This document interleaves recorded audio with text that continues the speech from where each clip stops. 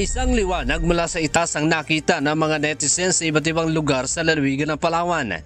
Ilang sandali ay nag-apoy ito at bigla na lamang sumabog. Narinig ang malakas na pagsabog mula sa Puerto Princesa hanggang Roxas, Palawan na umabot din sa bayan ng Nara, Palawan.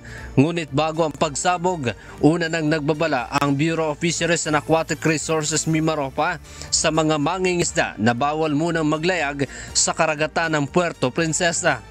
Ito'y dahil sa paglunsad ng Long March 12 rocket mula sa Hainan International Commercial Launch Center, Hainan.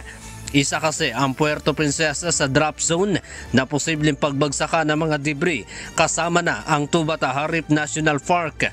Ito rin ang kompormisyon ng PhilSA na nagpalipad ng rocket ang China kagabi.